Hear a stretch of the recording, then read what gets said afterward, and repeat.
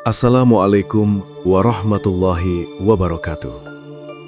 Pernahkah kalian melihat sebuah usaha kecil di desa yang tiba-tiba berkembang sangat pesat? Minimarket yang awalnya sepi, mendadak selalu ramai. Rak-raknya penuh, pembelinya membludak, dan uang seperti mengalir tanpa henti. Tapi, bagaimana jika di balik semua kesuksesan itu ada harga yang harus dibayar? Ini bukan sekedar cerita tentang bisnis yang berkembang. Ini tentang sebuah perjanjian, tentang ambisi yang berubah menjadi keserakahan, dan tentang karyawan-karyawan yang tidak pernah tahu bahwa mereka sedang berdiri di dalam lingkaran tumbal. Di sebuah desa kecil bernama Sumberjo, berdiri sebuah minimarket yang menjadi kebanggaan warga. Pemiliknya dikenal ramah, dermawan, dan sukses. Namun tak ada yang tahu, setiap kenaikan omset diikuti oleh kejadian aneh.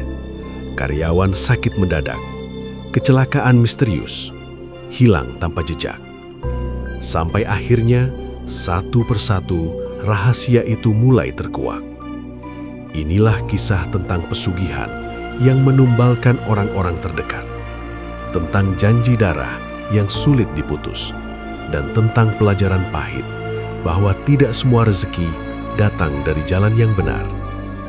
Siapkan hati kalian, karena apa yang terjadi di minimarket desa ini mungkin lebih dekat dari yang kita bayangkan. Di desa Sumberjo berdiri sebuah minimarket yang tak pernah sepi pembeli. Namanya sederhana, Toko Berkah Hadi. Dari pagi hingga larut malam, orang-orang datang silih berganti. Anehnya, harga di sana tidak lebih murah dari warung lain, bahkan terkadang lebih mahal. Tapi entah kenapa, pembeli selalu merasa nyaman dan betah berlama-lama. Pemiliknya, Pak Hadi, dulunya hanyalah pedagang kelontong kecil di rumahnya. Istrinya membantu mencatat hutang warga yang sering tak terbayar. Hidup mereka pas-pasan, bahkan pernah terdengar kabar bahwa rumahnya hampir disita bank. Namun, dalam waktu kurang dari 1 tahun, semuanya berubah. Bangunan kecil itu direnovasi menjadi minimarket besar 2 lantai, rak-rak tertata rapi, pendingin ruangan terpasang, barang-barang lengkap seperti di kota. Orang desa heran. Dari mana modalnya? Bisik warga. Pak Hadi hanya tersenyum jika ditanya. Ia mempekerjakan 5 karyawan muda dari desa sekitar. Salah satunya bernama Rina, gadis 19 tahun yang baru lulus sekolah. Rina rajin dan ramah. Ia senang bekerja di sana karena gajinya cukup besar untuk ukuran desa. Tapi, sejak bekerja di minimarket itu, Rina sering mengeluh kepada temannya. Kalau shift malam, rasanya aneh, katanya suatu hari. Kenapa? Kadang kulkas bunyi sendiri, lampu gudang hidup padahal nggak ada orang. Temannya hanya tertawa, mengira itu hanya perasaan Rina. Namun, bukan hanya Rina yang merasakan hal itu. Bagas, karyawan lain, pernah bersumpah melihat bayangan hitam berdiri di depan rak beras saat minimarket sudah tutup. Ia pikir itu maling, tapi ketika didekati, bayangan itu hilang begitu saja.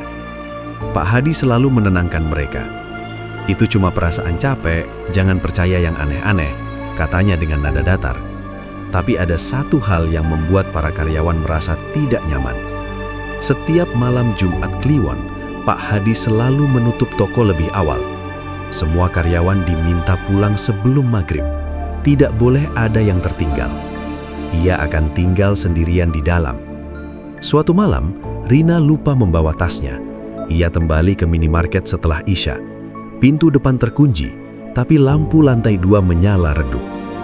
Dari celah jendela, Rina melihat sesuatu yang membuat tubuhnya kaku. Pak Hadi bersila di lantai.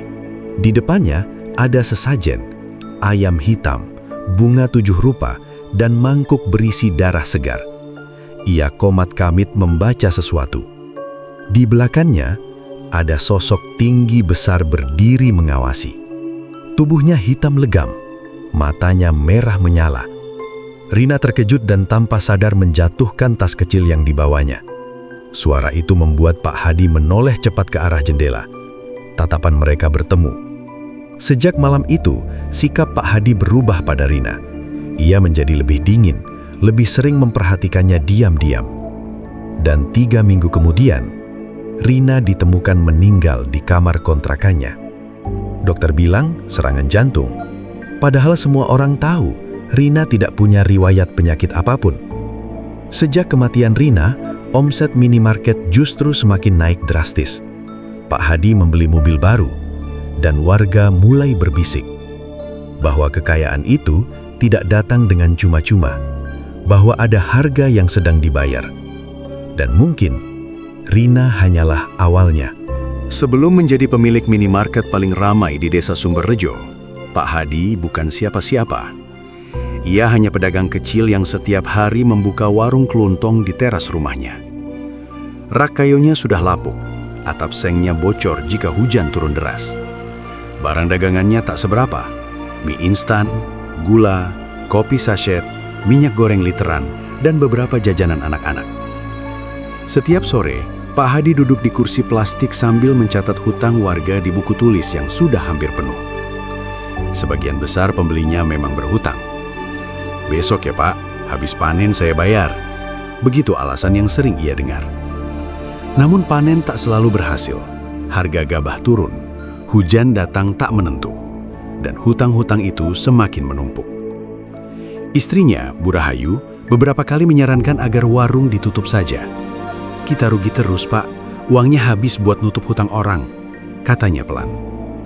Tapi Pak Hadi keras kepala. Ia merasa warung itu satu-satunya harapan. Masalah datang semakin berat ketika ia tergiur untuk meminjam uang dari bank demi memperbesar usahanya. Ia berpikir jika warungnya lebih besar, barang lebih lengkap, pembeli akan lebih banyak. Ia menjaminkan sertifikat rumah. Awalnya semua berjalan baik. Ia menambah kulkas minuman, rak baru, dan stok barang lebih banyak. Namun harapannya tak sesuai kenyataan. Warga tetap berhutang. Beberapa bahkan pindah belanja ke toko desa sebelah yang lebih murah. Cicilan bank mulai menunggak. Surat peringatan datang satu persatu. Suatu malam, Pak Hadi duduk sendirian di ruang tamu yang gelap. Hanya lampu kecil yang menyala. Di tangannya ada surat pemberitahuan terakhir dari bank. Jika dalam 2 bulan tidak melunasi tunggakan, rumah itu akan disita. Ia memijat kepalanya yang terasa berat. Nafasnya pendek. Ia merasa terpojok. "Apa aku memang tidak ditakdirkan untuk sukses?" gumamnya lirih. Sejak saat itu, Pak Hadi mulai berubah. Ia jarang berbicara. Tatapannya kosong. Ia lebih sering keluar rumah saat malam tanpa memberitahu istrinya pergi kemana.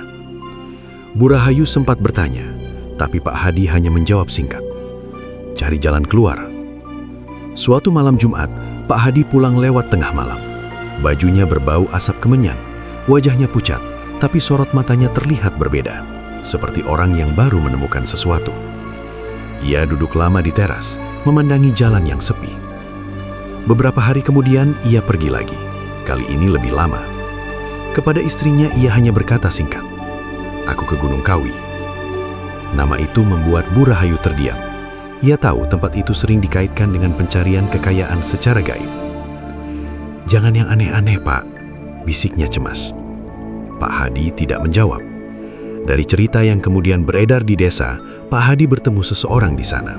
Seorang lelaki tua berjubah hitam, berambut panjang, dan tatapannya tajam.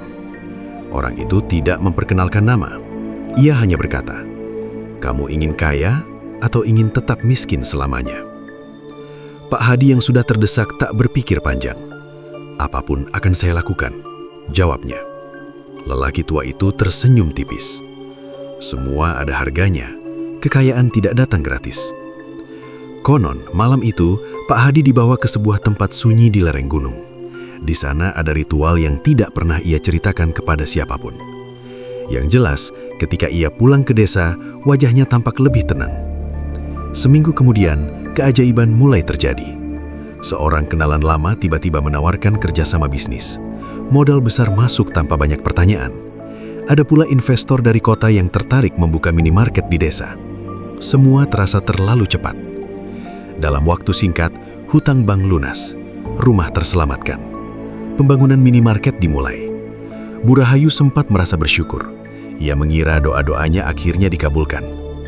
Namun ia tidak tahu bahwa sejak malam dari Gunung Kawi itu, Pak Hadi mulai melakukan sesuatu yang aneh. Di ruang kecil belakang rumah, ia membuat altar sederhana. Ada kain hitam, dupa, bunga, dan mangkuk kecil yang selalu berisi cairan merah. Setiap malam tertentu, terutama Jumat Kliwon, ia mengunci diri di ruangan itu. Kadang terdengar suara bisikan, kadang terdengar suara seperti orang tertawa pelan. Suatu kali Bu Rahayu memberanikan diri mengintip dari celah pintu. Ia melihat suaminya duduk bersila, melukai jarinya sendiri, dan meneteskan darah ke dalam mangkuk.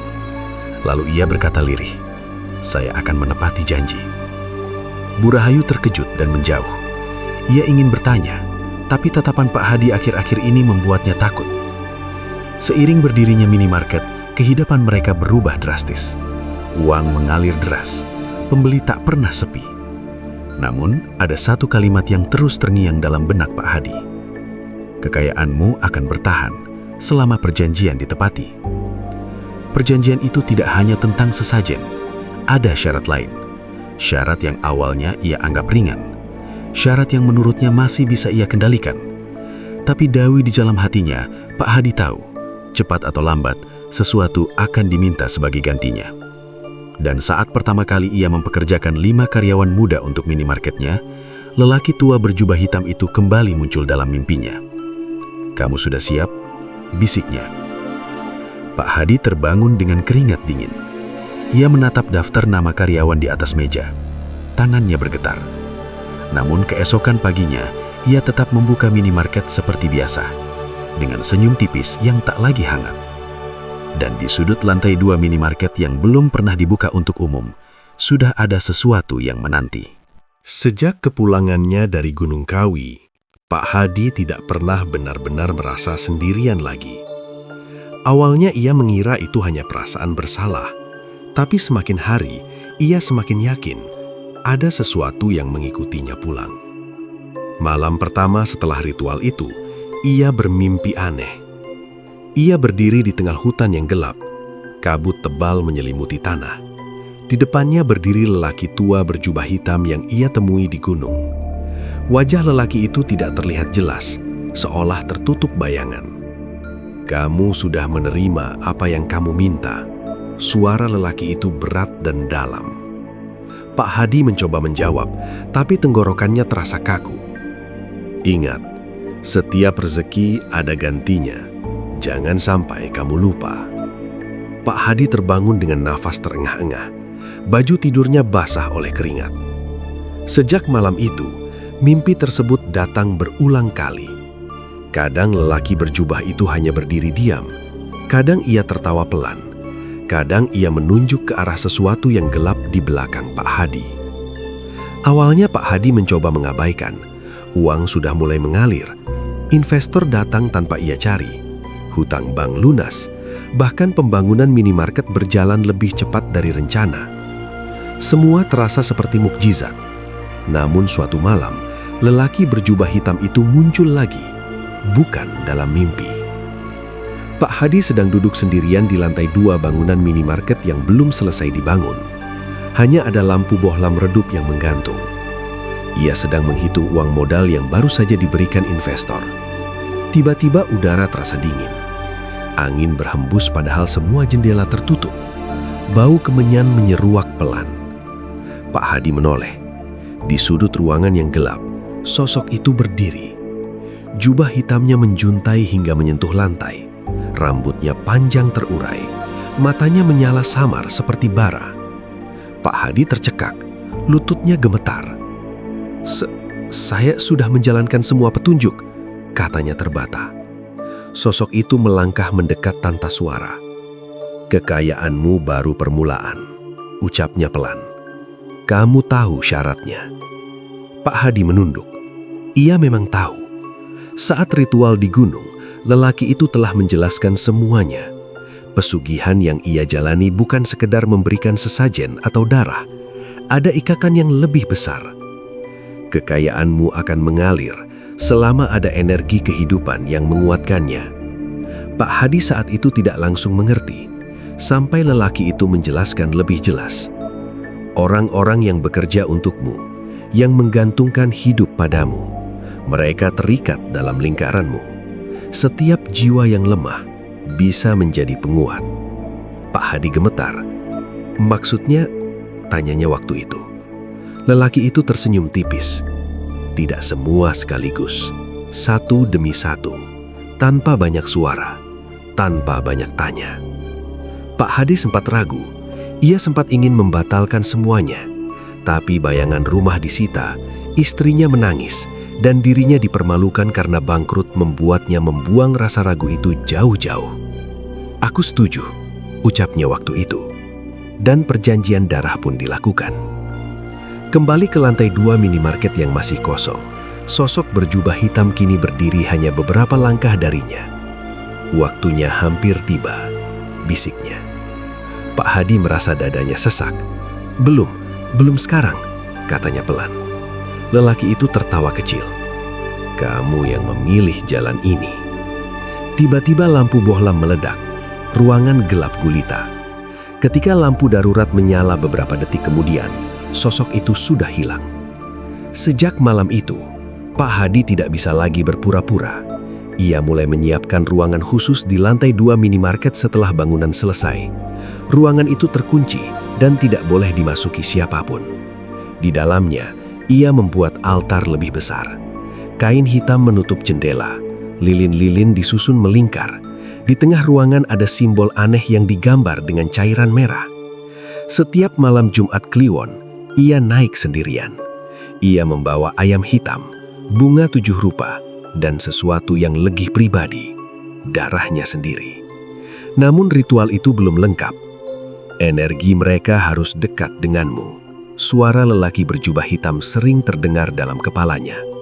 Itulah sebabnya Pak Hadi merekrut karyawan muda, anak-anak desa yang butuh pekerjaan.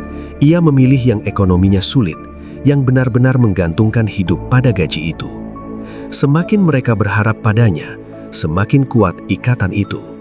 Pak Hadi tahu ia sedang bermain dengan sesuatu yang berbahaya, tapi setiap kali ia melihat omset yang terus menaik, ia menenangkan diri. "Tidak akan ada yang tahu," bisiknya. Sampai akhirnya, Rina melihat ritual itu. Sejak malam Rina mengintip dari jendela, lelaki berjubah hitam kembali muncul dalam mimpi Pak Hadi. "Kamu sudah dilihat." Pak Hadi panik. "Apa yang harus saya lakukan?" Sosok itu mendekat. "Perjanjian tidak boleh diketahui. Ikatan pertama harus segera digenapi." Pak Hadi terbangun dengan nafas berat. Keesokan harinya ia memanggil Rina ke ruangannya. Ia menatap gadis itu lama sekali. Rina merasa tidak nyaman. "Kerja kamu bagus," kata Pak Hadi pelan. "Tapi kamu terlihat lelah. Jaga kesehatan." Nada suaranya terdengar seperti peringatan yang samar. 3 minggu setelahnya, Rina meninggal mendadak. Dokter menyebut serangan jantung, tapi malam sebelum kematiannya, beberapa warga melihat Rina berjalan sendirian menuju minimarket, seolah dipanggil seseorang. Sejak kematian itu, Pak Hadi tidak lagi meragukan kekuatan perjanjiannya. Uang masuk semakin deras, namun setiap malam saat ia memejamkan mata, ia selalu mendengar satu kalimat yang sama. "Ini baru awalnya." Dan di lantai 2 minimarket, di ruangan yang terkunci rapat itu, lilin-lilin sering menyala sendiri. Kematian Rina masih menjadi bisik-bisik di desa Sumberrejo. Walau dokter menyatakan serangan jantung, banyak yang merasa ada yang tidak wajar. Rina masih muda, sehat, tidak pernah punya riwayat penyakit serius. Bahkan sehari sebelum meninggal, ia masih bekerja seperti biasa. Namun waktu berjalan cepat. Orang-orang kembali sibuk dengan urusan masing-masing. Dan seperti tak terjadi apa-apa, toko Berkah Hadi justru semakin ramai. Setiap hari omset meningkat, barang-barang cepat habis. Distributor dari kota mulai menawarkan kerjasama eksklusif. Bahkan ada rencana membuka cabang di desa sebelah. Semua tampak sempurna, kecuali bagi Pak Hadi. Sejak kematian Rina, ia semakin sering bermimpi buruk. Dalam mimpinya, ia melihat Rina berdiri di depan minimarket. Wajahnya pucat, matanya kosong. Bibirnya bergerak seolah ingin berkata sesuatu, tapi tak ada suara yang keluar. Di belakang Rina berdiri sosok tinggi berjubah hitam. Setiap kali Pak Hadi mencoba mendekat, tanah di bawah kakinya berubah menjadi lumpur hitam yang menariknya turun. Ia terbangun dengan nafas terengah. Keringat membasahi tubuhnya. Dan hampir setiap kali ia terbangun, ia mencium bau kemenyan meski tidak menyalakan apapun. Suatu malam Jumat Kliwon, ia kembali naik ke lantai 2 minimarket. Ruangan itu terasa lebih dingin dari biasanya. Lilin-lilin yang belum ia nyalakan tiba-tiba menyala satu persatu. Pak Hadi menelan ludah. "Saya sudah menepati janji," katanya lirih. Hening. Lalu dari sudut ruangan, suara berat terdengar. "Baru satu." Sosok berjubah hitam muncul perlahan dari bayangan. Pak Hadi menunduk, tak berani menatap langsung. "Perjanjianmu bukan untuk satu kali," lanjut suara itu. "Aliran kekayaanmu bergantung pada keseimbangan." Pak Hadi mulai gemetar. Saya kira cukup." Tawa rendah menggema di ruangan. "Tidak ada yang gratis." Udara terasa menekan dada Pak Hadi. Setiap peningkatan rezeki harus diimbangi. Satu jiwa untuk satu lonjakan.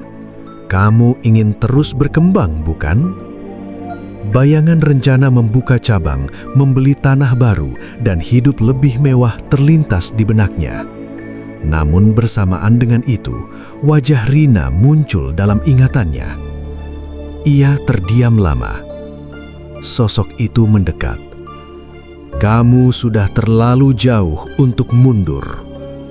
Kalimat itu seperti palu yang menghantam pikirannya. Pak Hadi tahu jika ia berhenti, mungkin semuanya akan runtuh.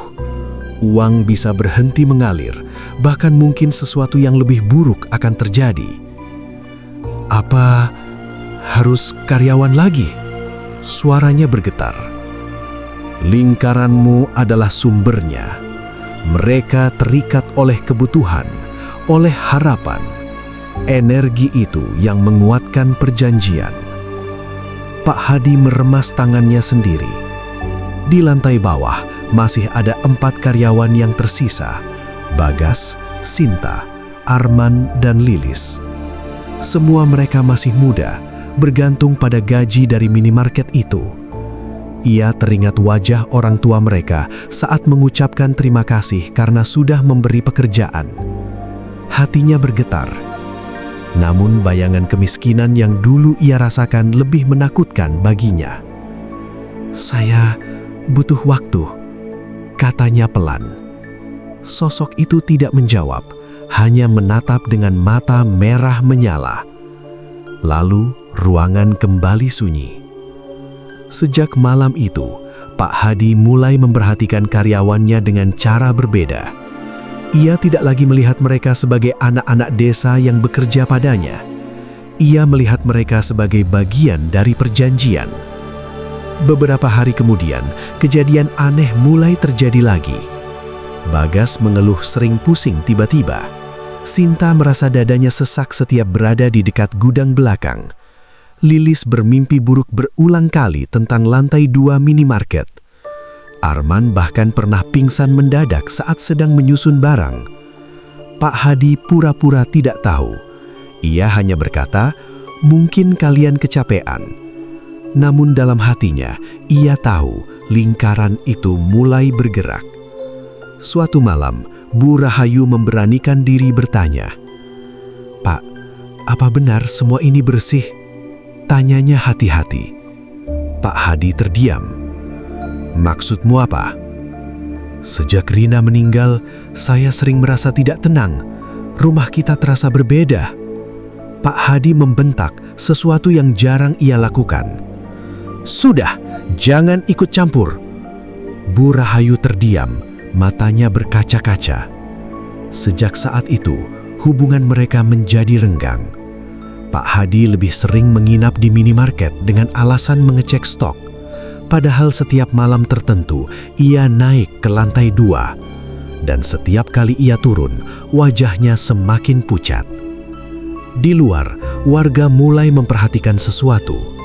Sejak Rina meninggal, setiap malam Jumat Kliwon, lampu lantai 2 selalu lebih terang dari biasanya. Kadang terlihat bayangan bergerak di balik tirai. Dan anehnya, setelah malam-malam itu, penjualan selalu melonjak tajam. Di dalam hati kecilnya, Pak Hadi masih menyimpan sisa penyesalan. Ia mencoba meyakinkan diri bahwa semuanya sudah takdir. "Kalau bukan mereka, mungkin aku dan keluargaku yang hancur," bisiknya suatu malam. Namun suara lain di kepalanya menjawab pelan, "Atau mungkin kamu hanya takut kehilangan." Sementara itu, di gudang belakang minimarket, Arman suatu sore melihat sesuatu yang membuatnya membeku. Di lantai, tepat di dekat pintu menuju tangga lantai 2, ada simbol aneh yang samar terlihat seperti bekas cairan merah yang mengering. Saat ia mendekat untuk melihat lebih jelas, ada udara tiba-tiba terasa sangat dingin.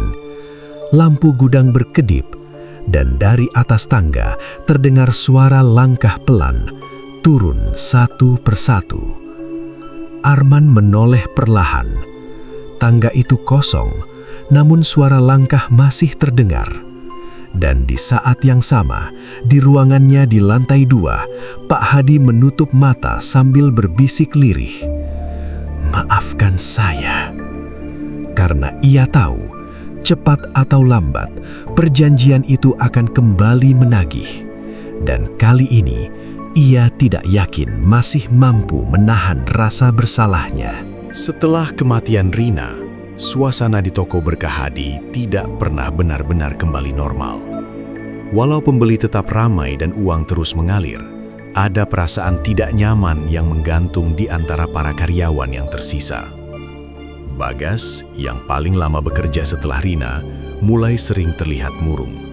Ia biasanya ceria dan banyak bercanda, tapi kini lebih sering diam. Sinta beberapa kali menegurnya. "Kamu kenapa sih? Sejak Rina nggak ada, kamu beda banget." Bagas hanya menggeleng pelan. "Aku sering mimpi aneh," jawabnya suatu sore saat mereka sedang istirahat di gudang belakang. "Mimpi apa?" "Aku lihat Rina berdiri di depan kasir, tapi tokonya kosong, gelap. Dia cuma bilang satu kalimat." Sinta merinding. "Bilang apa?" "Giliranmu sudah dekat." Sinta langsung menyuruh Bagas berhenti bercerita. Ia merasa bulu kuduknya berdiri. Sejak itu, kejadian-kejadian kecil mulai sering terjadi. Barang jatuh sendiri dari rak.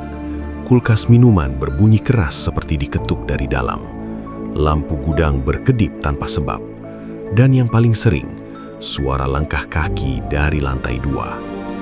Padahal semua tahu, lantai 2 tidak pernah dibuka untuk umum. Suatu malam, Bagas mendapat giliran shift penutup bersama Arman. Pak Hadi sudah pulang lebih dulu. Katanya ada urusan penting. Jam menunjukkan pukul 10:30 malam. Minimarket sudah sepi. Bagas sedang menghitung uang kasir ketika terdengar suara benda berat diseret dari arah tangga menuju lantai 2. Srek. Bagas dan Arman saling pandang. "Kamu dengar?" bisik Arman. Bagas mengangguk. Suara itu terdengar lagi. Kali ini seperti kursi digeser. Arman mencoba bersikap berani. "Mungkin tikus," katanya, walau suaranya terdengar tidak yakin. Tiba-tiba lampu minimarket padam. Gelap total. Hanya lampu darurat kecil yang menyala redup. Dalam keheningan itu, terdengar suara napas berat. Bukan dari mereka berdua, tapi dari arah tangga. Bagas merasa kakinya lemas. "Arman!" suaranya bergetar. Perlahan, dari tangga lantai 2, terlihat bayangan tinggi menjulur ke lantai bawah. Seperti ada seseorang berdiri di atas sana, tapi tubuhnya tidak terlihat jelas. hanya bayangan panjang dan tidak wajar. Arman menarik tangan Bagas. "Lari!" Mereka berdua berlari keluar minimarket tanpa memikirkan apapun. Malam itu, mereka tidak berani kembali. Keesokan harinya, Pak Hadi terlihat marah. "Kenapa toko ditinggal begitu saja?" bentaknya. Bagas mencoba menjelaskan, tapi Pak Hadi memotong. "Jangan percaya hal-hal tak masuk akal. Kalau kalian takut, lebih baik berhenti kerja." Nada suaranya keras dan dingin. Sejak saat itu, Bagas merasa seperti sedang diawasi. Setiap ia berjalan di dalam minimarket, ia merasa ada mata yang menatapnya dari sudut ruangan. Suatu siang, saat sedang menyusun barang di gudang, ia menemukan sesuatu di lantai dekat tangga. Sebuah gelang kecil. Itu milik Rina. Bagas yakin sekali. Tangannya bergemetar saat mengambilnya. Tiba-tiba dari atas tangga terdengar suara lirih. "Bagas?" Suara itu pelan seperti bisikan. Bagas membeku. "Bagas?" Ia perlahan mendongak ke atas. Tangga itu kosong, namun hawa dingin turun perlahan menyelimuti tubuhnya. Ia mundur selangkah, lalu kakinya terpeleset. Ia jatuh terduduk. Dan saat itulah ia melihat sesuatu di ujung tangga. Sepasang kaki hitam legam berdiri di sana, tidak menyentuh lantai, menggantung. Bagas berteriak keras. Sinta dan Lilis yang berada di depan langsung berlari ke belakang. Tapi ketika mereka sampai, Bagas sudah pingsan sendirian di lantai gudang. Tidak ada siapa-siapa. Hari itu juga, Bagas izin pulang lebih awal. Malamnya, ia tidak bisa tidur. Ia terus memikirkan gelang Rina yang kini ada di sakunya. Tengah malam, ponselnya berbunyi. Nomor tak dikenal. Dengan tangan gemetar, ia mengangkat. Tidak ada suara, hanya napas berat di seberang sana. Lalu terdengar bisikan pelan. "Naik." Telepon terputus. Keesokan harinya, Bagas tidak masuk kerja. Sinta mencoba menghubungi, tapi tidak aktif. Arman memutuskan mampir ke kontrakannya sepulang kerja. Pintu kamar terkunci dari dalam. Tetangga bilang semalam mereka mendengar suara benda jatuh keras sekitar pukul 2 dini hari. Dengan bantuan warga, pintu didobrak. Bagas ditemukan tergeletak di lantai. Matanya terbuka lebar, wajahnya pucat. Dokter kembali mengatakan hal yang sama seperti pada Rina. Serangan jantung mendadak. Desa Sumberrejo mulai gempar. 2 karyawan minimarket meninggal dalam waktu berdekatan. Usia masih muda, tanpa riwayat penyakit. Warga mulai berani berbisik lebih keras. Ini tidak wajar. Sejak toko itu berdiri, suasana desa berubah. Namun yang paling membuat orang merinding adalah satu hal. Pada malam Bagas meninggal, beberapa warga melihat lampu lantai 2 minimarket menyala sangat terang. Dan ada 2 bayangan terlihat di balik tirai. Sementara itu, Pak Hadi duduk sendirian di ruangan atas. Di hadapannya, lilin menyala lebih tinggi dari biasanya. Api lilin itu bergerak liar seolah tertiup angin, padahal jendela tertutup rapat. Sosok berjubah hitam berdiri di hadapannya. Keseimbangan terjaga. Suara itu bergema. Pak Hadi menutup mata. Tangannya bergemetar, tapi ia tidak lagi menolak. Ia hanya bertanya pelan, "Berapa lagi?" Sosok itu tidak langsung menjawab. Hanya terdengar tawa lendah yang memenuhi ruangan. Dan di lantai, simbol merah itu tampak semakin gelap. Sementara di bawah sana, Sinta, Lilis, dan Arman belum menyadari bahwa lingkaran perjanjian itu belum selesai. Kematian Bagas membuat suasana desa Sumberrejo benar-benar berubah. Jika sebelumnya warga hanya berbisik, kini mereka mulai berbicara terang-terangan. 2 karyawan muda meninggal dalam waktu berdekatan. Penyebabnya sama, serangan jantung mendadak. Terlalu kebetulan. Namun anehnya, minimarket tetap ramai, bahkan lebih ramai dari sebelumnya. Seolah-olah setiap kabar duka justru membuat pengunjung bertambah. Sinta mulai merasa tidak kuat bekerja di sana. Setiap ia berdiri di depan kasir, ia merasa seperti ada seseorang berdiri tepat di belakangnya. Saat menoleh, tidak ada siapa-siapa. Lilis lebih parah lagi. Ia sering mendengar suara perempuan menangis pelan dari arah gudang belakang. Suaranya lirih, seperti tertahan. Arman mencoba bersikap rasional, tapi wajahnya makin hari makin pucat. Ada yang salah di tempat ini, katanya suatu sore saat mereka bertiga sedang merapikan stok. Sinta menelan ludah. Kita keluar saja dari sini. Arman menggeleng. Kalau kita keluar, siapa yang mau terima kita kerja cepat? Kamu tahu sendiri, lapangan kerja di desa ini sedikit. Mereka terdiam. Semua menggantungkan hidup pada gaji dari minimarket itu. Dan seolah-olah mengetahui ketakutan mereka, Pak Hadi justru menaikkan gaji mereka minggu itu. Anggap saja bonus karena kerja keras kalian, katanya dengan senyum tipis. Tapi senyum itu tidak sampai ke matanya. Malam Jumat Kliwon kembali tiba. Pak Hadi menutup toko lebih awal. Besok saja lanjut, katanya datar.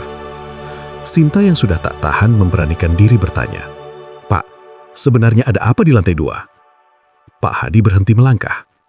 Ia menoleh perlahan. Tatapannya dingin. "Itu bukan urusan kalian." Jawaban itu membuat suasana semakin tidak nyaman. Malam itu, Sinta tidak bisa tidur. Hatinya gelisah. Pikirannya dipenuhi wajah Rina dan Bagas. Sekitar pukul 1 dini hari, ponselnya berbunyi. Pesan masuk. Nomor tidak dikenal. Isinya hanya satu kalimat. "Tolong aku."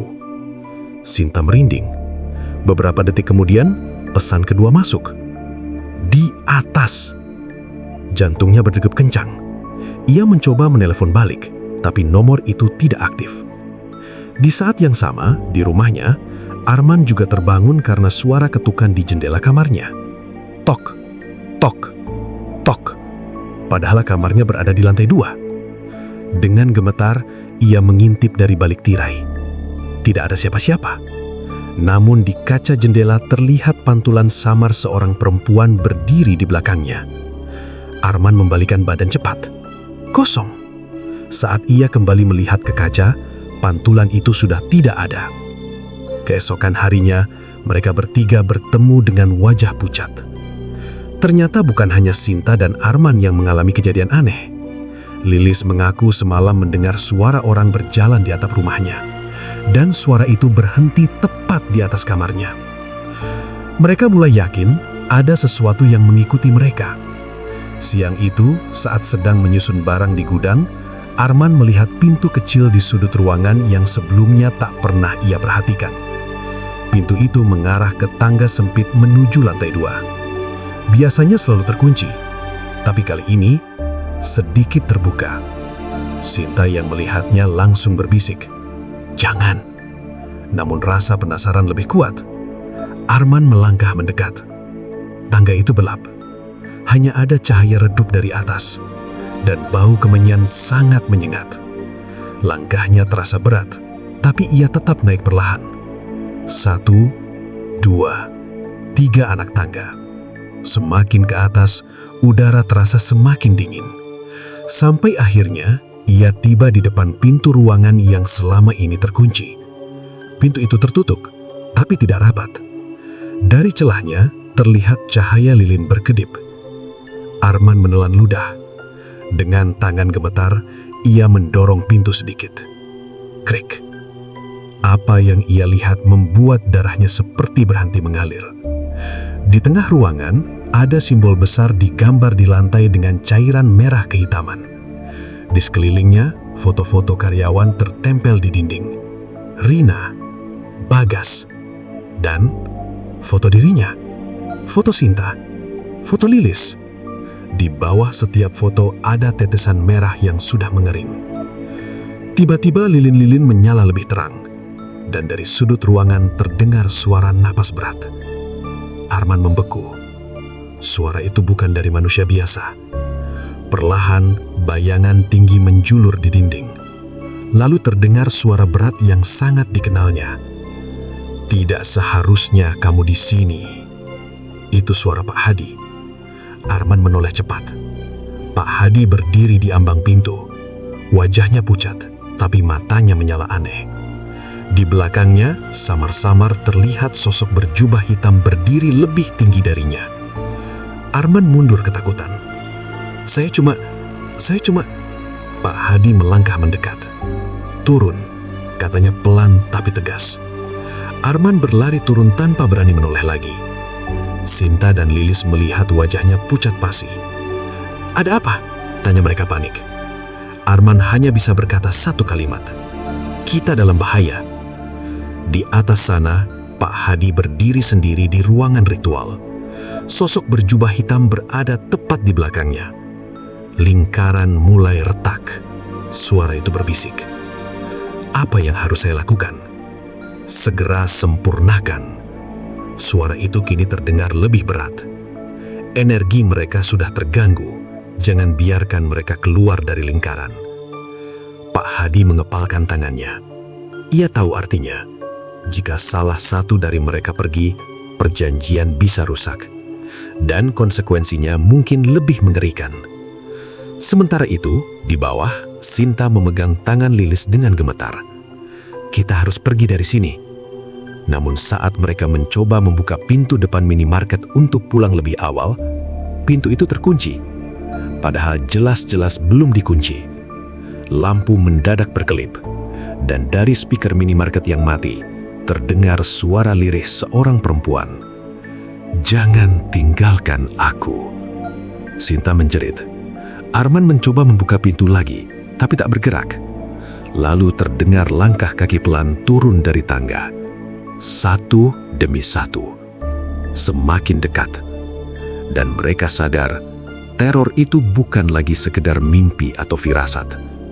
Lingkaran itu mulai menutup. Dan kali ini, mereka tidak yakin bisa selamat. Pintu minimarket akhirnya terbuka dengan sendirinya beberapa menit setelah suara langkah itu menghilang. Sinta, Lilis, dan Arman tidak menunggu lama. Mereka langsung berlari keluar tanpa berpamitan kepada Pak Hadi. Malam itu, mereka sepakat untuk tidak kembali bekerja. Namun keesokan paginya, sesuatu yang aneh terjadi. Transfer gaji masuk ke rekening mereka. Jumlahnya 2 kali lipat dari biasanya. Tak lama kemudian, pesan singkat dari Pak Hadi masuk ke ponsel masing-masing. "Kalau kalian berhenti sekarang, kalian tetap terikat." Hanya itu, tidak ada penjelasan. Arman mencoba menghubungi nomor Pak Hadi, tapi tidak diangkat. Sinta semakin panik. "Apa maksudnya tetap terikat?" tanyanya dengan suara gemetar. Lilis hanya menangis pelan. Hari itu, kabar lain menyebar di desa. Seorang warga yang rumahnya tepat menghadap minimarket mengaku melihat sesuatu aneh tengah malam tadi. Ia melihat Pak Hadi berdiri di depan toko, sendirian, seperti berbicara dengan seseorang. Padahal di sekelilingnya tidak ada siapa-siapa. Namun bayangan di tanah menunjukkan 2 sosok. Kabar itu semakin membuat warga resah. Beberapa mulai mengingat cerita lama tentang Gunung Kawi dan perjanjian yang meminta tumbal manusia. Sementara itu, di rumahnya, Pak Hadi duduk termenung di ruang tamu yang gelap. Bu Rahayu berdiri di hadapannya dengan wajah tegang. "Sudah cukup, Pak," katanya lirih. "2 anak sudah meninggal. Jangan bilang itu kebetulan." Pak Hadi tidak menjawab. Ia hanya menatap lantai. "Tolong hentikan apapun yang sedang kamu lakukan." Suasana hening cukup lama. Lalu Pak Hadi berbicara pelan. "Tidak bisa." Jawaban itu membuat Bu Rahayu seperti kehilangan tenaga. "Kenapa tidak bisa?" Pak Hadi mengangkat wajahnya. Untuk pertama kalinya, terlihat jelas ketakutan di matanya. "Karena sekarang, bukan aku yang mengatur." Malam itu ia kembali ke minimarket sendirian. Lantai 2 terasa lebih dingin dari biasanya. Simbol di lantai kini tampak lebih pekat, seperti baru diperbarui. Foto-foto di dinding masih tertempel. Namun ada perubahan. Foto Rina dan Bagas kini memiliki garis hitam melingkar di sekelilingnya.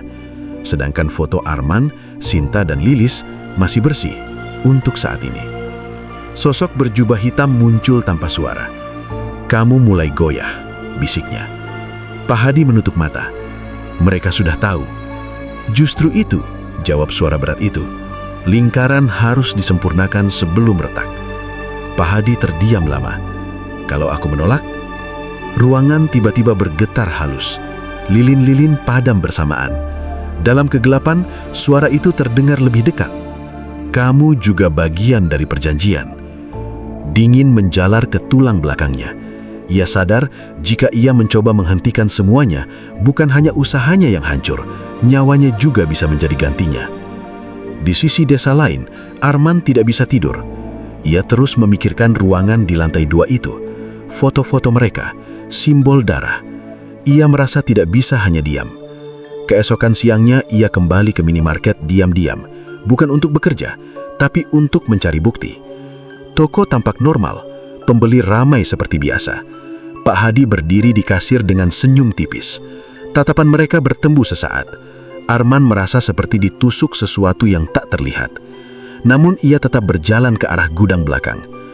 Pintu kecil menuju tangga kini terkunci rapat. Tapi Arman sudah menyiapkan sesuatu. Ia membawa ponsel dengan kamera menyala. Jika bisa memotret ruangan itu, ia akan punya bukti. Saat ia mencoba membuka paksa pintu, terdengar suara berat di belakangnya. Kamu belum kapok. Pak Hadi berdiri di ambang gudang. Wajahnya tidak marah, justru terlihat lelah. Arman memberanikan diri. Pak, hentikan ini. Apapun yang Bapak lakukan, ini salah. Hening beberapa detik, lalu Pak Hadi berkata pelan. Kamu tidak tahu bagaimana rasanya kehilangan segalanya. Saya lebih baik miskin daripada seperti ini, balas Arman. Kalimat itu membuat Pak Hadi terdiam. Untuk sesaat, wajahnya seperti kembali menjadi manusia biasa, bukan sosok dingin yang selama ini mereka lihat. Namun dari arah lantai 2, terdengar suara benda jatuh keras. Pak Hadi langsung menegang. Udara mendadak dingin. Suara berat bergema dari atas. Waktumu habis. Arman mendongak. Tangga bergetar pelan. Dan perlahan, cairan merah menetes dari sela-sela anak tangga. Sinta dan Lilis yang baru saja masuk ke gudang menjerit melihatnya. Pak Hadi panik. Turun, pergi dari sini, teriaknya. Tapi sudah terlambat. Dari atas tangga, bayangan hitam pekat mulai menjulur turun seperti asap tebal. Mata merah menyala muncul di tengah kegelapan. Arman mundur. Sinta memegang tangan Lilis erat. Pak Hadi berdiri di tengah, seolah terjebak antara dua dunia. Suara itu kini terdengar jelas dan marah. Perjanjian harus dipenuhi. Bangunan minimarket bergetar lebih keras. Rak-rak bergoyang, lampu pecah satu persatu. Di tengah kekacauan itu, Pak Hadi menjerit, "Cukup." Untuk pertama kalinya, ia melawan. Aku yang buat perjanjian, jangan sentuh mereka. Sosok berjubah hitam muncul utuh di ujung tangga. Tubuhnya lebih besar dari sebelumnya. Semua yang masuk lingkaran adalah milikku. Udara terasa menekan dada. Arman hampir tak bisa bernafas. Sinta menangis, dan Pak Hadi sadar, jika ia ingin menghentikan semua ini, ia harus membayar dengan sesuatu yang lebih besar daripada sekedar tumbal. Di ruangan lantai 2, simbol di lantai mulai retak. Lilin menyala liar. Perjanjian itu tidak lagi stabil. Dan malam itu, rahasia yang selama ini tersembunyi akhirnya terbuka sepenuhnya. Namun, harga untuk menghentikannya mungkin jauh lebih mahal daripada yang pernah ia bayangkan. Setelah kejadian di gudang, minimarket ditutup selama 2 hari dengan alasan renovasi listrik. Warga memang melihat lampu-lampu pecah dan kaca retak di beberapa bagian, tapi tak seorang pun tahu apa yang sebenarnya terjadi malam itu. Arman, Sinta, dan Lilis sepakat untuk tidak kembali bekerja. Namun sejak kejadian tersebut, hidup mereka tidak lagi normal. Sinta mulai sering mimpi berada di dalam minimarket yang kosong dan gelap. Ia berdiri sendirian di depan kasir, pintu terkunci. Dari lantai 2 terdengar suara berat memanggil namanya berulang-ulang. Setiap kali ia mencoba keluar, kakinya seperti terikat sesuatu di lantai. Arman lebih parah. Ia sering terbangun dengan dada sesak, seperti ada yang duduk di atas tubuhnya. Saat membuka mata, ia merasa melihat bayangan hitam berdiri di sudut kamar. Lilis menjadi pendiam, wajahnya pucat. Ia mengaku sering melihat sosok Rina berdiri di pinggir jalan dekat minimarket saat malam. Namun yang paling berubah adalah Pak Hadi. 2 hari setelah insiden itu, ia kembali membuka toko seperti biasa. Wajahnya terlihat jauh lebih tua, kantung matanya hitam, tubuhnya tampak lebih kurus. Bu Rahayu semakin takut melihat perubahan itu. "Apa yang terjadi malam itu?" tanyanya pelan. Pak Hadi hanya menjawab singkat, "Dia marah." "Siapa?" Pak Hadi tidak menjawab. Malam Jumat Kliwon kembali datang. Pak Hadi tahu ini bukan malam biasa. Ruangan lantai 2 terasa berbeda. Simbol di lantai kini retak sebagian, seperti terbelah. Sosok berjubah hitam muncul dengan aura lebih pekat dari sebelumnya. Lingkaran terganggu, suaranya berat dan dalam. Pak Hadi berdiri dengan tangan gemetar. "Aku sudah bilang, jangan sentuh mereka lagi." Tawa rendah menggema. "Kamu lupa siapa yang membutuhkan siapa." Udara terasa semakin berat. Perjanjian tidak bisa dihentikan sepihak. Pak Hadi mulai panik. "Apa yang kau mau sekarang?" "Penyeimbang." Satu kata itu menggantung di udara. Pak Hadi tahu artinya. Karena 3 nama masih terikat dalam lingkaran. Arman, Sinta, dan Lilis. Jika salah satu keluar tanpa tumbal, keseimbangan akan rusak. Dan jika rusak, mungkin bukan hanya mereka yang akan jadi korban. Malam itu, Arman menerima pesan lagi dari nomor tak dikenal. "Datanglah, selesaikan." Ia mencoba mengabaikan, tapi sekitar pukul 10 malam, tubuhnya terasa digerakkan oleh sesuatu. Kakinya melangkah keluar rumah tanpa ia sadari. Ia berjalan menuju minimarket yang sudah tutup. Lampu lantai 2 menyala terang. Di saat yang sama, Sinta juga menerima panggilan tanpa suara. Dan Lilis melihat pintu kamarnya terbuka sendiri. Seolah ada kekuatan yang menarik mereka kembali. Arman berdiri di depan minimarket. Pintu terbuka perlahan tanpa disentuh. Di dalam, suasana gelap dan sunyi. "Masuk," terdengar bisikan berat. Arman melangkah masuk dengan nafas gemetar. Tangga menuju lantai 2 sudah terbuka lebar. Di atas, Pak Hadi berdiri di tengah ruangan ritual. Ia tampak tertekan, seperti orang yang kalah. Sosok berjubah hitam muncul dengan aura lebih pekat dari sebelumnya. "Dia datang," suara itu berbisik puas. Arman melihat simbol di lantai kini menyala merah samar. "Apa yang Bapak lakukan?" teriaknya. Pak Hadi menatapnya dengan mata berkaca-kaca. "Maafkan aku." Sosok hitam itu mengangkat tangan. Udara berputar di sekitar Arman. Ia merasa dadanya sesak luar biasa. Di bawah, Sinta dan Lilis baru saja tiba di depan toko. Pintu kembali terbuka. Mereka berdua naik dengan ketakutan. Saat sampai di ruangan atas, mereka melihat Arman sudah berlutut di tengah simbol. Cahaya merah menyelimutinya. "Berhenti!" teriak Sinta. Pak Hadi tampak tersiksa. "Aku tidak bisa lagi menahan." Sosok berjubah hitam berbicara dengan suara menggema. "Satu lagi dan keseimbangan kembali." Arman menjerit. Sinta mencoba menariknya keluar dari lingkaran. Namun tubuhnya seperti terikat kekuatan tak terlihat. Lilis menangis histeris. Pak Hadi jatuh berlutut. "Ambil aku saja," teriaknya. Ruangan mendadak hening. Sosok itu menoleh perlahan. "Kamu, aku yang membuat perjanjian, aku yang harus menanggungnya." Hening beberapa detik terasa seperti selamanya. Lalu terdengar suara rendah. "Kamu akhirnya mengerti." Cahaya merah di sekitar Arman mulai memudar. Namun simbol di lantai berubah arah, melingkari Pak Hadi. Ia berdiri perlahan di tengah lingkaran. Wajahnya tidak lagi ketakutan, hanya lelah. "Kalian bertiga pergi sekarang," katanya pada Arman, Sinta, dan Lilis. Mereka tak bergerak. "Pergi!" teriaknya. Sinta menarik Arman dan Lilis turun. Tangga terasa goyah. Saat mereka sampai di bawah, terdengar suara jeritan panjang dari lantai atas. Lampu-lampu meledak, kaca bergetar, dan tiba-tiba semua sunyi. Minimarket gelap total. Beberapa menit kemudian, warga sekitar keluar rumah karena mendengar ledakan kecil dari arah toko. Saat mereka mendekat, lantai 2 minimarket terlihat terbakar ringan. Api cepat padam dengan bantuan warga.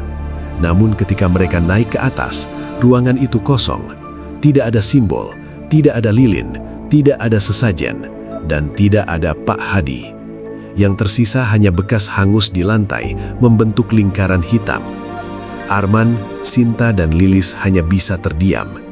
Perjanjian itu tampaknya telah mengambil penyeimbangnya. Namun di sudut ruangan yang gelap, beberapa warga bersumpah melihat bayangan tinggi berdiri sesaat sebelum menghilang. Dan sejak malam itu, toko Berkah Hadi tidak pernah seramai dulu lagi. Tapi kisahnya belum benar-benar selesai. Setelah malam kebakaran kecil di lantai 2 minimarket, Desa Sumberrejo tidak lagi sama. Pak Hadi dinyatakan hilang. Tidak ada jasad, tidak ada jejak jelas. Hanya bekas lingkaran hitam di lantai ruangan atas yang tidak bisa hilang meski sudah dibersihkan berkali-kali. Polisi sempat datang untuk menyelidiki. Mereka memeriksa kemungkinan kebakaran akibat korsleting listrik. Tapi hasilnya tidak memuaskan. Tidak ada sumber api yang jelas. Dan yang paling aneh, hanya ruangan itu yang terdampak. Bagian lain tetap utuh. Bu Rahaya hanya bisa menangis. Ia tidak tahu harus menjelaskan apa. Kepada polisi, ia hanya berkata bahwa suaminya sedang banyak tekanan karena usaha. Namun, warga punya cerita lain. Kabar tentang Gunung Kawi kembali mencuat. Beberapa orang tua desa mulai mengingat cerita lama tentang pesugihan yang membutuhkan tumbal orang-orang terdekat atau mereka yang bekerja di bawahnya. Dan 2 nama sudah menjadi bukti yang tak bisa diabaikan, Rina dan Bagas. Sementara itu, Arman, Sinta, dan Lilis masih dihantui rasa bersalah. Mereka selamat, tapi Pak Hadi menghilang. Suatu sore, Arman memberanikan diri kembali ke minimarket yang kini sepi. Toko masih buka, dikelola oleh Bu Rahayu dengan bantuan kerabatnya, tapi tidak seramai dulu. Rak-rak tampak biasa saja. Lampu tidak lagi terlalu terang. Suasana terasa kosong. Arman berdiri cukup lama di depan tangga menuju lantai 2. Kini tangga itu sudah diberi garis polisi dan tidak boleh diakses. Namun entah kenapa, ia merasa harus melihat sekali lagi. Malam itu, ia kembali diam-diam. Dengan bantuan obeng kecil, ia membuka papan penutup tangga yang dipasang sementara. Langkahnya pelan. Udara terasa berat meski tidak sedingin dulu. Saat sampai di ruangan atas, ia menyorotkan senter ponselnya. Bekas lingkaran hitam masih terlihat jelas. Tepat di tengahnya, ada retakan kecil di lantai yang sebelumnya tak ia sadari. Rasa penasaran mendorongnya untuk mendekat. Ia menyingkirkan sebagian serpihan lantai yang rapuh. Di bawahnya, ada sesuatu yang terkubur. Sebuah kotak kayu kecil. Tangannya gemetar saat membukanya. Di dalamnya terdapat beberapa benda. Foto-foto dirinya, Sinta, Lilis, Rina, dan Bagas. Sehelai kain hitam dengan noda darah kering. Dan sebuah buku kecil berwarna coklat tua. Arman membuka buku itu perlahan. Isinya tulisan tangan Pak Hadi. Halaman pertama berbunyi, "Jika seseorang menemukan ini, berarti aku sudah gagal menjaga keseimbangan." Nafas Arman tertahan. Ia membaca halaman demi halaman. Pak Hadi menuliskan semuanya, tentang hutang, tentang pertemuan dengan lelaki berjubah hitam di Gunung Kawi, tentang ritual perjanjian darah, dan tentang syarat utama. Setiap kenaikan rizki harus ditukar dengan energi kehidupan dari lingkaran terdekat. Pak Hadi menulis bahwa awalnya ia hanya diminta memberikan sesajen dan darahnya sendiri. Namun setelah usaha berkembang pesat, tuntutan semakin besar. Ia mencoba menunda, tapi setiap kali menunda, kejadian aneh terjadi. Barang rusak, uang hilang, tubuhnya sakit mendadak. Hingga akhirnya ia menyerah pada tumbal pertama. Arman menutup mata sesaat. Ia membaca bagian terakhir. "Jika aku mengorbankan diriku, mungkin lingkaran akan tertutup. Tapi aku tidak yakin, karena perjanjian ini bukan hanya soal tubuh, tapi tentang niat yang sudah terucap." Suara langkah tiba-tiba terdengar di belakangnya. Arman menoleh cepat. Tidak ada siapa-siapa. Namun udara berubah dingin. Senter ponselnya berkedip, dan di dinding, bayangan tinggi sempat terlihat sekilas. Arman segera turun dengan membawa buku itu. Keesokan harinya, ia memperlihatkannya pada Sinta dan Lilis. Mereka membaca dengan wajah pucat. "Jadi, semua ini memang benar," bisik Sinta.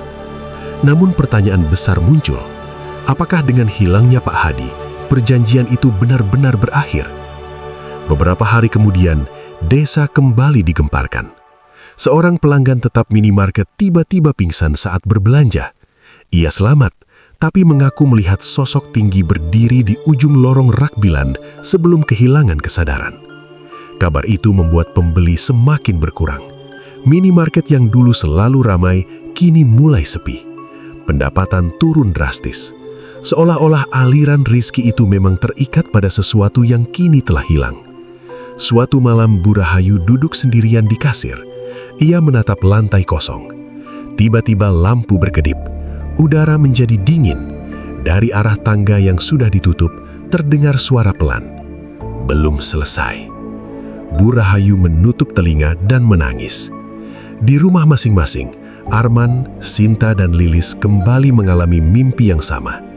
Mereka berdiri di depan minimarket. Lampu lantai 2 menyala lagi. Dan di jendela terlihat dua sosok berdiri berdampingan. Salah satunya tinggi berjubah hitam. Yang satunya lagi, bentuknya menyerupai Pak Hadi, namun wajahnya gelap. Ketika mereka mencoba mendekat dalam mimpi itu, terdengar satu kalimat yang sama seperti bisikan lama. Lingkaran belum benar-benar tertutup. Arman terbangun dengan nafas berat. Ia sadar satu hal. Mungkin benar Pak Hadi sudah menjadi penyeimbang, namun niat yang pernah ia ucapkan, janji yang pernah ia setujui, telah membuka sesuatu yang tidak mudah ditutup. Dan jika lingkaran itu masih menyisakan jejak, maka desa Sumberrejo belum benar-benar bebas. Sementara itu, di ruangan lantai 2 yang kini kosong dan gelap, retakan kecil di bekas lingkaran hitam perlahan melebar. Seolah ada sesuatu di bawahnya yang masih menunggu. Setelah mimpi yang sama terus berulang selama 7 malam berturut-turut, Arman akhirnya yakin. Ini belum selesai. Retakan di lantai atas minimarket semakin melebar. Walau tempat itu sudah disegel dan jarang didatangi orang, kabar aneh terus beredar. Suara langkah terdengar setiap lewat tengah malam. Lampu lantai 2 kadang menyala sendiri.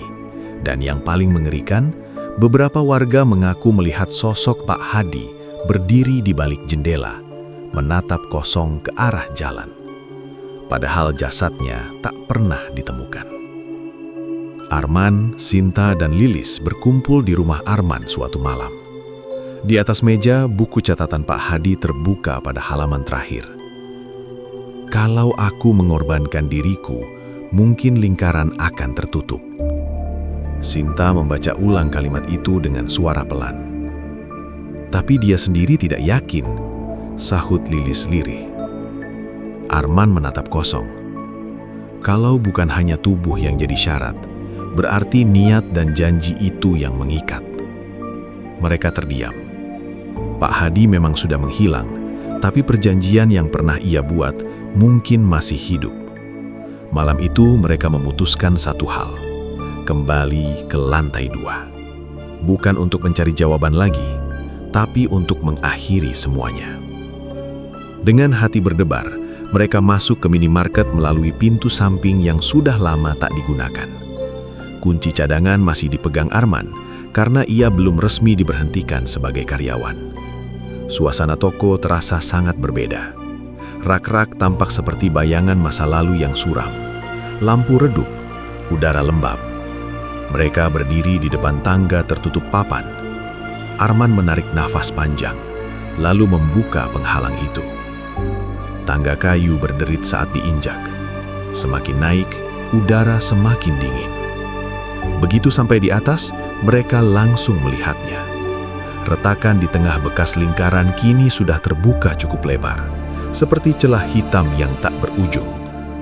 Dan di sekelilingnya, bekas arang membentuk kembali pola lingkaran yang dulu pernah digambar Pak Hadi. Padahal tidak ada yang menggambarnya lagi. Dia ingin lingkarannya lengkap, bisik Sinta. Tiba-tiba angin berputar di dalam ruangan tertutup itu. Lampu senter mereka berkedip-kedip. Dari celah hitam di lantai muncul asap tipis. Lalu suara yang sangat pelan. Janji belum ditebus. Lilis hampir pingsan, namun Arman menggenggam buku catatan itu erat-erat. Kalau perjanjian dibuat dengan niat serakah, maka harus diputus dengan niat yang berlawanan, katanya tegas. Sinta menatapnya. Maksudmu? Kita kembalikan semuanya. Mereka berlutut di depan retakan itu. Arman membuka halaman pertama buku Pak Hadi, lalu dengan suara lantang berkata, "Kami menolak perjanjian ini. Kami tidak menginginkan kekayaan dari penderitaan siapapun. Kami tidak mengikat diri pada apapun selain usaha yang jujur." Angin berputar semakin kencang. Bayangan tinggi berjubah hitam muncul samar di sudut ruangan. Wajahnya tidak jelas, tapi kehadirannya membuat dada sesak. "Asal janji sudah terucap," suara itu bergema, "harus ada pengganti." Arman berdiri. Tidak ada lagi pengganti. Ia menatap bayangan itu tanpa menunduk. Kalau harus ada yang ditutup, biarlah kami menutupnya dengan menghapus semua yang tersisa. Ia lalu merobek halaman demi halaman buku itu. Setiap lembar yang robek terasa seperti menarik sesuatu dari udara. Suara geraman terdengar. Lingkaran hitam mulai retak dan memudar. Sinta dan Lilis ikut membantu, membakar kain hitam bernoda darah menggunakan korek kecil yang mereka bawa. Api kecil itu menyala biru, lalu perlahan padam sendiri. Bayangan berjubah itu bergerak mendekat. Suhu ruangan turun drastis. Janji darah. Suara itu semakin berat. Arman merasakan dadanya seperti ditekan, namun ia tetap berdiri. Kami tidak pernah membuat janji itu. Ia menatap lurus ke arah bayangan tersebut. Yang membuat sudah pergi, dan kami tidak meneruskannya. Untuk beberapa detik yang terasa sangat lama, ruangan itu hening. Lalu terdengar suara retakan keras di lantai. Celah hitam itu runtuh perlahan, seperti tanah yang menutup lubang. Angin berhenti, suhu kembali normal, dan bayangan itu memudar. Ruangan menjadi sunyi. Hanya tersisa lantai yang retak tanpa lubang dan bekas arang yang kini benar-benar hilang. Arman terduduk lemas. Sinta menangis tanpa suara. Lilis memeluk mereka berdua. Mereka tidak tahu pasti apa yang baru saja terjadi. Tapi satu hal jelas, sesuatu telah dilepaskan. Beberapa minggu setelah kejadian itu, minimarket resmi ditutup. Bu Rahayu menjual bangunan tersebut dan pindah ke kota bersama keluarganya. Ia tidak pernah membahas lagi tentang Pak Hadi. Desa Sumberrejo perlahan kembali tenang. Tidak ada lagi suara aneh. Tidak ada lagi lampu menyala sendiri. Dan yang paling penting, tidak ada lagi kejadian misterius yang merenggut nyawa. Arman memilih bekerja di kota. Sinta melanjutkan kuliah. Lilis membuka usaha kecil-kecilan dari rumah. Mereka sepakat untuk tidak pernah menceritakan detail kejadian malam itu kepada siapapun. Hanya satu pelajaran yang mereka simpan dalam hati. Kekayaan yang datang terlalu cepat seringkali membawa bayangan yang lebih besar dari cahaya. Beberapa bulan setelah itu, bangunan bekas minimarket direnovasi menjadi toko kelontong biasa milik warga lain. Usahanya berjalan sederhana, tidak terlalu ramai, tidak terlalu sepi. Cukup, dan mungkin cukup memang lebih aman. Suatu sore Arman sempat kembali ke desa untuk menjenguk ibunya. Ia berdiri di depan bangunan itu memperhatikan anak-anak kecil yang membeli jajanan. Tidak ada hawa dingin, tidak ada bisikan, hanya suara tawa. Arman tersenyum tipis. Namun saat ia hendak pergi, angin sepoi-sepoi berhembus pelan, sangat pelan. Dan untuk sesaat, ia merasa seperti mendengar bisikan jauh yang hampir tak terdengar. Jangan ulangi. Ia tidak tahu apakah itu hanya perasaannya atau memang peringatan terakhir. Yang jelas, sejak malam itu, lingkaran di lantai 2 tidak pernah muncul lagi. Dan Desa Sumberrejo akhirnya bebas dari bayangan pesugihan yang pernah mengikatnya. Begitulah kisah tentang minimarket yang pernah berdiri megah di Desa Sumberrejo. Sebuah usaha yang dibangun dengan ambisi, dibesarkan oleh keserakahan, dan hampir menghancurkan banyak nyawa karena sebuah perjanjian gelap. Kadang kita lupa bahwa tidak ada kekayaan yang benar-benar gratis.